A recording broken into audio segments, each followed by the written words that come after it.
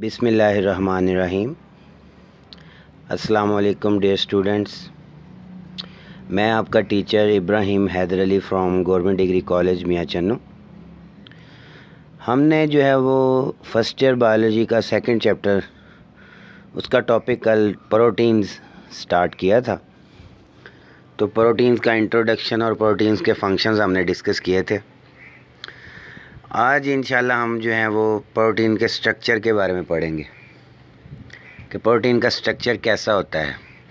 हमने ये तो पढ़ा था कि अमीनो एसिड जुड़ते हैं पेप्टाइड बॉन्ड के ज़रिए और लंबे लंबे चेन्स बनाते हैं, लेकिन आज हम डिस्कस करेंगे कि वो लंबी चेन्स जो बन जाती हैं, लंबे लंबे धागे जो वो बनते हैं, तो वो कौन सी शक्ल इख्तियार करते हैं। तो मेन जो हमारा टॉपिक यही है कि प्रोटीन बनने के बाद वो किन किन शेप्स में डल सकती है। तो टॉपिक का आगाज़ करते हैं, स्ट्रक्चर ऑफ प्रोटीन्स। अब हमारी बॉडी में तकरीबन जो है वो 10,000 के करीब प्रोटीन्स पाई जाती हैं, 10,000। और जो 10,000 प्रोटीन्स हैं, हर प्रोटीन की स्पेसिफिक प्रॉपर्टीज़ हैं, हर प्रोटीन के स्पेसिफिक फंक्शंस हैं, हर प्रोटीन का स्पेसिफिक रोल है। कोई भी प्रोटीन, उसकी जो प्रॉपर्टीज़ हैं, उसकी जो खसूसियात हैं, उसके जो करैक्टरिस्टिक्स हैं, वो 3 चीज़ों पे डिपेंड करते हैं। एक, उसके अंदर नंबर ऑफ़ अमाइनो एसिड्स कितने। दूसरा, उसके अंदर जो अमाइनो एसिड्स हैं उनकी तरतीब क्या है। और तीसरा जो फैक्टर है वो है शेप ऑफ द प्रोटीन। ये जो तीनों फैक्टर्स हैं, number of amino acids, sequence of amino acids and shape of protein, ये तीनों फैक्टर्स ये डिटरमिन करेंगे कि उस प्रोटीन की खसूसियात क्या होंगी। ज़ाहिर है 10,000 प्रोटीन हैं, 10,000 प्रोटीन्स अपने अपने रोल प्ले कर रही हैं, हर एक की अपनी अपनी खसूसियात हैं। वो इसी वजह से हैं कि हर एक के अंदर अपने अपने नंबर ऑफ़ अमाइनो एसिड्स हैं, हर एक के अंदर एक ख़ास अमाइनो एसिड की सीक्वेंस होगी और हर एक प्रोटीन की शेप दूसरे से थोड़ी सी डिफरेंट होगी। जब हम प्रोटीन का स्ट्रक्चर स्टडी करते हैं तो हम उसको वेरियस लेवल्स पे स्टडी करते हैं। जब प्रोटीन अभी बनती है तो वो एक अमाइनो एसिड का एक लंबा धागा होती है। वो धागा बाद में कोई शेप इख्तियार कर जाता है, वो कॉइल हो जाता है, वो फोल्ड हो जाता है, वो कोई गेंदनुमा स्ट्रक्चर बना ले, कोई वो मुसल्लसनुमा स्ट्रक्चर बना ले। तो जब वो बनती है तब उसका कोई और शेप होती है, फिर उसके बाद फिर वो अगले लेवल पे किसी और शेप में डल जाती है। तो हमने मुख्तलिफ लेवल्स ऑफ प्रोटीन के स्ट्रक्चर के हमने पढ़ने हैं। तो सबसे पहला लेवल है जब प्रोटीन अभी बनती है, तो तब उसे हम कहते हैं उसका प्राइमरी स्ट्रक्चर। जो प्राइमरी स्ट्रक्चर है, the primary structure comprises the number and sequence of amino acid in a protein. Primary structure 2 चीज़ों के बारे में हमें बताता है कि उस प्रोटीन के अंदर अमाइनो एसिड की तादाद क्या है और तरतीब क्या है। अगर कोई आपसे पूछे कि इस प्रोटीन का प्राइमरी स्ट्रक्चर बताओ, तो इट मीन्स वो आपसे ये पूछना चाह रहा है कि उसके अंदर अमाइनो एसिड की तादाद कितनी है और तरतीब क्या है। ये उसी तरह है जैसे कोई इंग्लिश का वर्ड होता है तो उसके ख़ास स्पेलिंग होते हैं। तो वो जो स्पेलिंग है उसमें अल्फ़ाबेट्स जो इस्तेमाल हुए वो एक ख़ास तरतीब से होंगे, तो वो स्पेलिंग पूरे होंगे। अगर हम स्पेलिंग्स की ऊपर नीचे कर दें, कोई आगे कर दें, ई आगे पहले आना था बाद में कर दिया, तो स्पेलिंग बदल गए तो फिर मतलब भी बदल जाता है। तो यही रूल प्रोटीन्स के साथ अप्लाई होता है। प्रोटीन्स के अंदर अमाइनो एसिड की एक ख़ास तरतीब होती है, एक ख़ास तादाद होती है। अगर हम उन तरतीब को डिस्टर्ब करेंगे, उस तादाद को डिस्टर्ब करेंगे, तो बेसिकली वो प्रोटीन भी अपना काम नहीं करेगी, वो प्रोटीन नॉन फंक्शनल हो जाएगी। एफ सेंगर जो था वो पहला साइंसदान था, फ्रेडरिक सेंगर, जिसने पहली दफ़ा ये मालूम किया कि एक प्रोटीन के अंदर अमाइनो एसिड की ख़ास तरतीब और तादाद होती है। उसने 10 साल काम किया था और 10 साल का काम करने के बाद उसने ये नतीजा निकाला था कि जो इंसुलिन होती है उसके अंदर 51 अमाइनो एसिड्स होते हैं और वो 2 चेन्स होती हैं। One of the chains had 21 amino acid. उसने देखा कि एक चेन में 21 अमाइनो एसिड थे और दूसरी चेन में 30 अमाइनो एसिड थे और दोनों चेन्स आपस में डाइसल्फाइड ब्रिजेस के ज़रिए जुड़ी हुई थी। अब डाइसल्फाइड ब्रिजेस क्या है ये आगे हम पढ़ेंगे। डाइसल्फाइड कुछ हमने कहा था ना कि basically 20 types of amino acids हैं, तो फ़र्क आर का होता है। ये हमने कल के लेक्चर में पढ़ा था, आर वेरी करता रहता है। तो एक अमाइनो एसिड है उसका नाम है सिस्टीन, CYSTEIN, सिस्टीन। उसके अंदर एक ग्रुप होता है सल्फ़र हाइड्रोजन का, सल्फ हाइड्रल ग्रुप। तो जब प्रोटीन्स जो हैं चेन आमने सामने आती हैं, तो जब दो प्रोटीन चेन्स के सल्फ़र और हाइड्रोजन वाला ग्रुप आमने सामने आता है तो वो आपस में जुड़कर एक बॉन्ड बना लेती हैं जिसे हम कहते हैं डाइसल्फाइड बॉन्ड। इसी तरह देखें अगर हम हीमोग्लोबिन है, हीमोग्लोबिन के अंदर 4 चेन्स होती हैं, 2 अल्फ़ा चेन्स होती हैं, 2 बीटा चेन्स होती हैं। हर जो अल्फ़ा चेन है उसके अंदर 141 अमाइनो एसिड्स होते हैं और हर जो बीटा चेन है उसके अंदर 146 अमाइनो एसिड्स होते हैं। अब आपके सामने नीचे जो है एक तरफ हीमोग्लोबिन की शक्ल बनी हुई है, देखें इसके अंदर 2 अल्फ़ा चेन्स हैं, ये 2 अल्फ़ा चेन्स हैं, एक A1 अल्फ़ा 1 अल्फ़ा 2, ये 2 बीटा चेन्स हैं, एक बीटा 1 बीटा 2। ये दरमियान में जगह जगह पे ये जो हम कहते हैं ना हीमोग्लोबिन में हीम ग्रुप होता है, ये दिखाया उन्होंने।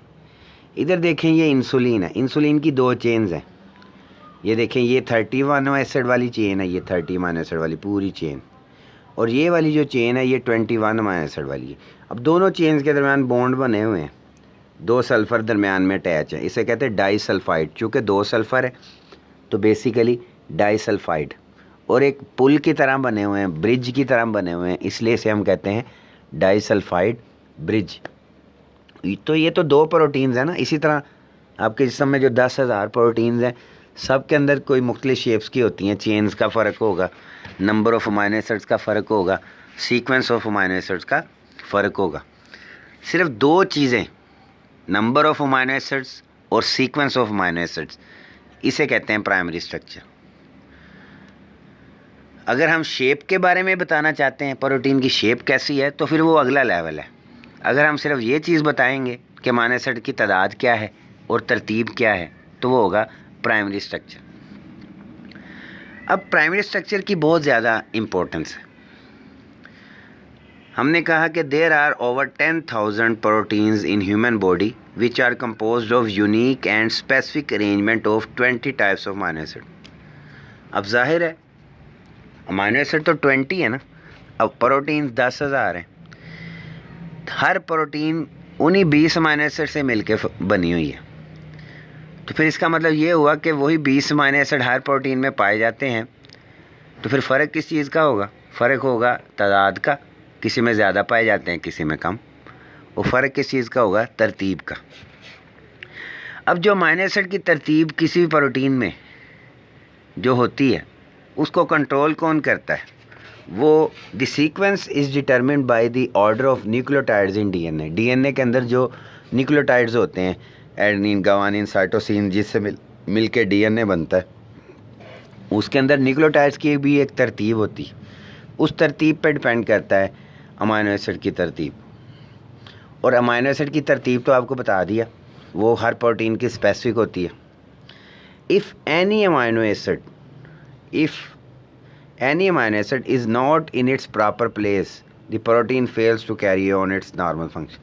अगर एक भी अमाइनो एसिड अपनी प्रॉपर प्लेस पे ना हो तो वो प्रोटीन अपना काम नहीं करती। इसमें उन्होंने मिसाल दी है, the best example is the sickle cell haemoglobin, जो हमारे बॉडी में हीमोग्लोबिन पाई जाती है। तो एक तो होती नॉर्मल हीमोग्लोबिन जो हमारे खून में पाई जाती है, एक होती है बीमारी वाली नॉन फंक्शनल इनएक्टिव हीमोग्लोबिन, उसे हम कहते हैं sickle cell haemoglobin. The best example is the sickle cell haemoglobin. इसमें क्या होता है? 1 amino acid in each beta chain out of 574। अब जाहिर है 2 अल्फ़ा चेन में 141 थे, 2 बीटा चेन में 146 थे, तो आप इसको जब प्लस करते हैं तो टोटल 574 अमाइनो एसिड्स बनते हैं। तो उन 574 में से बीटा चेन में एक अमाइनो एसिड अपनी प्रॉपर प्लेस में नहीं होता, बल्कि in fact this particular amino acid is replaced by some other, बल्कि अमाइनो एसिड 574 ही हैं, लेकिन एक अमाइनो एसिड की जगह कोई और अमाइनो एसिड लग जाता है। तो होता क्या है, haemoglobin fails to carry any और सफिशेंट ऑक्सीजन।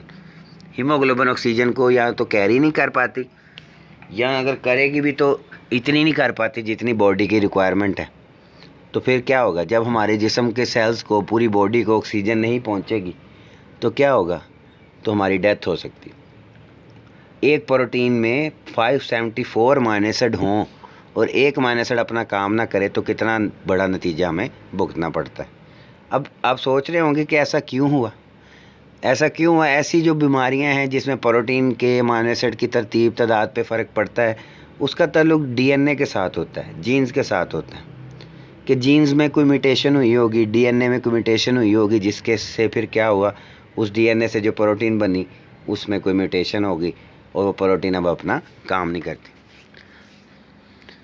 जो दूसरा लेवल है प्रोटीन के स्ट्रक्चर का, उसे हम कहते हैं सेकेंडरी स्ट्रक्चर। जाहिर है प्रोटीन बनी, उसमें अमाइनो एसिड की तादाद और तरतीब पूरी हुई, अब वो एक लंबा धागा है। अब जाहिर है उसने एक लंबा धागा तो नहीं रहना ना। The polypeptide chain in a protein usually do not lie flat, वो सीधी एक धागे की तरह नहीं रहेगी। होगा क्या, they usually coil into helix, या तो एक स्प्रिंग की तरह कॉयल हो जाएगी या किसी और तरतीब में ढल जाएगी। सीधी सीधा धागा नहीं रहता, वो कॉयल हो जाता है या फोल्ड हो जाता है। अब दो तरह के जो आम जो सेकेंडरी स्ट्रक्चर हमारी बॉडी में पाए जाते हैं, दो तरह के हैं। एक है अल्फ़ा हेलिक्स और दूसरा है बीटा प्लीटेड शीट। पहले हम देखते हैं अल्फ़ा हेलिक्स। जो अल्फ़ा हेलिक्स है उसमें क्या होता है, जो प्रोटीन चेन है वो स्पायरल फॉर्मेशन में आ जाती है, स्प्रिंग की सूरत में आ जाती है। जो अल्फ़ा हेलिक्स है is a very uniform geometric structure, ये बहुत ही यूनिफॉर्म स्ट्रक्चर है। ये ना समझें कि एक रैंडम सा, एक बेतरतीब सा स्प्रिंग होगा, एक बिल्कुल हाईली ऑर्गेनाइज्ड स्प्रिंग होता है। और इतना ऑर्गेनाइज्ड है कि जो हर जो कॉइल का टर्न होता है ना, हर स्प्रिंग का जो टर्न है उसमें तकरीबन 3.6 अमाइनो एसिड्स होते हैं। इतनी यूनिफॉर्मिटी है उसमें कि हर जो टर्न है उसमें 3.6 अमाइनो एसिड होते हैं। और ये जो स्प्रिंग शेप मेंटेन कैसे रहती है, the helical structure is kept by the formation of hydrogen bonds. Amino acids के दरमियान हाइड्रोजन बॉन्ड बने होते हैं जिसकी वजह से वो स्प्रिंग शेप मेंटेन रहती है।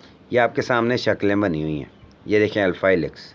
अगर आप अल्फ़ा हेलिक्स को गौर से देखें तो ये अमाइनो एसिड की चेन है, तो ये ऐसे कॉइल हुई हुई है।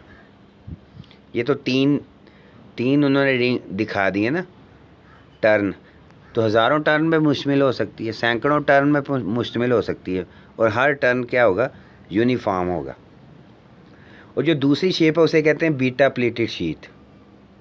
बीटा प्लीटेड शीट कब बनती है, जब अमाइनो एसिड की जो चेन है, यानी पॉलीपेप्टाइड जो चेन है, वो फोल्ड हो जाए। जैसे ये आपके सामने डायग्राम में बनी हुई है, ये ऐसे फोल्डिंग हुई है इसकी, ऐसे, ठीक है। तो ये दरमियान में ये जो लाइनें लगी हैं ये हाइड्रोजन बॉन्ड्स हैं। ये स्प्रिंग के दरमियान जो लाइनें लगी हैं ये भी हाइड्रोजन बॉन्ड्स हैं। ये हाइड्रोजन बॉन्ड की वजह से ये स्प्रिंग की शक्ल मेंटेन रहेगी, और ये वाले हाइड्रोजन बॉन्ड्स की वजह से ये फोल्डिंग की शक्ल मेंटेन रहेगी। तो बीटा शीट में इस तरह की फोल्डिंग होती है, ये ऐसे। ये तो 3 फोल्ड दिखाए ना, 3 स्ट्रैंड्स। अगर इस तरह 8-10 स्ट्रैंड होंगे तो फोल्ड फिर बढ़ते जाएंगे, 1 2 3 4 5 ऐसे फोल्ड बढ़ते जाएंगे। इस तरह ये अल्फ़ा हेलिक्स में 3 टर्न दिखाए हैं। ये छोटा सा धागा है, बड़ा धागा होगा तो टर्न भी फिर ज़्यादा होंगे। तो अगर स्प्रिंग शेप में हो, स्पायरल शेप में हो, उसे कहते हैं अल्फ़ा हेलिक्स, और अगर फोल्डिंग हो जाए उसे कहते हैं बीटा प्लीटेड शीट। और दोनों सूरतों में मेंटेनेंस के लिए बॉन्ड्स कौन से हैं, हाइड्रोजन बॉन्ड्स। ये था दूसरा लेवल कि प्रोटीन चेन बनने के बाद यहाँ कॉइल हो जाती है या फोल्ड हो जाती है। जो तीसरा लेवल है वो है टर्शियरी स्ट्रक्चर। इसमें क्या होता है, at this level polypeptide chain जो है बेंड होती, फोल्ड होती, और एक ग्लोबुलर स्ट्रक्चर, एक गेंदनुमा, एक बैजवी, एक अंडे की तरह के स्ट्रक्चर बना लेगी। और इसमें 3 तरह के बॉन्ड्स हैं जो उसको मेंटेन करते हैं। एक तो आयनिक बॉन्ड्स हैं, दूसरे वही हाइड्रोजन बॉन्ड्स हैं जो सेकेंडरी स्ट्रक्चर में भी थे, और तीसरे हैं डाइसल्फाइड बॉन्ड जो हमने इंसुलिन के स्ट्रक्चर में पढ़ा था कि जी 2 चेन्स हैं आपस में वो एक दूसरे को जोड़ती हैं डाइसल्फाइड बॉन्ड के ज़रिए। अब देखें ना, फॉर एग्जांपल अब ये आपके सामने है, ये प्राइमरी स्ट्रक्चर, ये फ़र्ज़ करें ये 8 अमीनो एसिड पर मुश्तमिल एक चेन है, A1 A2 A3 A4 A5 A6 A7 A8। अब देखें ये अगर सीधी चेन है तो प्राइमरी स्ट्रक्चर, ये ऐसे कॉइल होगी 8 के 8 अमीनो एसिड, तो ये होगी सेकेंडरी स्ट्रक्चर। और अगर ये कॉइल भी हुई है बाद में ऐसे फोल्डिंग हो के एक ग्लोबुलर सा स्ट्रक्चर बन गया है, तो इस टेलीफोन की तार है तो हम फ़र्ज़ कर लें हमने उसको फोल्ड करके एक गुछमुछ करके एक गुंजलनुमा स्ट्रक्चर बना दिया, उसे हम कहेंगे टर्सी स्ट्रक्चर। तो टर्सी स्ट्रक्चर बनता कैसे है? उन्होंने लिखा the most stable टर्सी structure is that in which hydrophobic amino. अब देखें ये ग्लोबुलर शेप है ना, ये ग्लोबुलर शेप में अब जाहिर है प्रोटीन कहाँ है? सेल के अंदर है, और सेल के अंदर आपको पता है 70 से 80% तक पानी होता है। जो सेल के अंदर 70 से 80% तक पानी है, तो अमीनो एसिड जो हैं आगे हम पढ़ेंगे अब जब बड़ी क्लासों में, आपको पता चलेगा कि अमीनो एसिड दो तरह के होते हैं, हाइड्रोफोबिक और हाइड्रोफिलिक। जो नॉन पोलर होते हैं उन्हें हम कहते हैं हाइड्रोफोबिक, और जो पोलर होते हैं उन्हें हम कहते हैं हाइड्रोफिलिक। तो जब फोल्डिंग होती है ना, तो ये जो सरफेस वाले अमीनो एसिड होंगे, बाहर वाले, ये जहाँ पे मैं ऐसे दायरा सा लगा रहा हूँ, ये बाहर वाले अमीनो एसिड होंगे हाइड्रोफिलिक, और जो अंदर वाले अमीनो एसिड होंगे जो अंदर की तरफ दफन होंगे वो होते हैं हाइड्रोफोबिक। तो टर्सी स्ट्रक्चर फिर स्टेबल रहेगा। ऐसा कभी भी नहीं होगा कि एक चेन हो अमीनो एसिड की और उसमें हाइड्रोफोबिक हाइड्रोफिलिक साथ साथ हों। हाइड्रोफोबिक की कोशिश होगी वो पानी से दूर रहें, और हाइड्रोफिलिक की कोशिश होती है वो पानी के पास रहें। इसलिए जब फोल्डिंग होगी तो सरफेस पे हाइड्रोफिलिक होंगे और अंदर जो बरीड होंगे वो हाइड्रोफोबिक होंगे। अब ये एक प्रोटीन चेन सीधी प्राइमरी स्ट्रक्चर, कॉइल होगी टर्सी स्ट्रक्चर, सेकेंडरी स्ट्रक्चर, और कॉइल होने के बाद फोल्ड होके ग्लोबुलर शेप बन गई तो टर्सी स्ट्रक्चर। टर्सी स्ट्रक्चर से अगला लेवल है क्वाटर्नरी स्ट्रक्चर।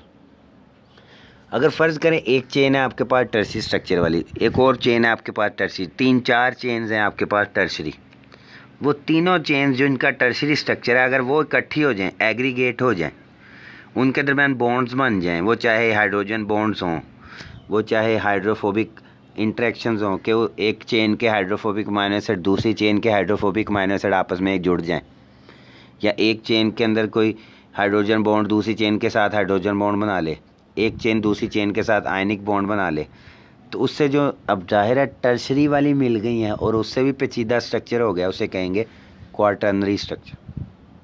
जो हीमोग्लोबिन में हमने पीछे डायग्राम दिखाई थी, 4 चेन्स हैं, 2 अल्फ़ा 2 बीटा, हीमोग्लोबिन का असल स्ट्रक्चर क्वाटर्नरी स्ट्रक्चर है।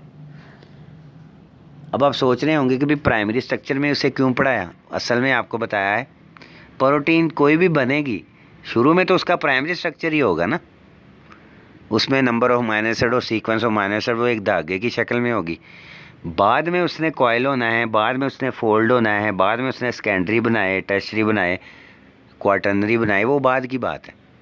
जब वो बनती है वो उसका प्राइमरी स्ट्रक्चर है, शक्ल जो बनती है वो उसका सेकेंडरी या टर्शरी या क्वाटर्नरी स्ट्रक्चर। तो हीमोग्लोबिन का जो प्राइमरी स्ट्रक्चर है वो ये है कि जी उसके अंदर 574 अमीनो एसिड हैं, और जो उनकी तरतीब है वो उसका प्राइमरी स्ट्रक्चर। पर जब वो फोल्ड होके कॉइल होके एक शेप में आ जाती है वो उसका होता है क्वाटर्नरी स्ट्रक्चर। अब ये आपके सामने हीमोग्लोबिन का स्ट्रक्चर बना हुआ है। अब इसको गौर से देखें कि बेसिकली बीटा चेन भी है इसमें और अल्फ़ा चेन भी है इसमें। अब अल्फ़ा चेन और बीटा चेन्स आपस में जुड़ी हुई हैं, ये 4 चेन्स ने मिलकर एक हीमोग्लोबिन का स्ट्रक्चर बना दिया, तो ये हो गया क्वाटर्नरी स्ट्रक्चर। तो सबसे कम्प्लेक्स और सबसे पेचीदा क्वाटर्नरी है।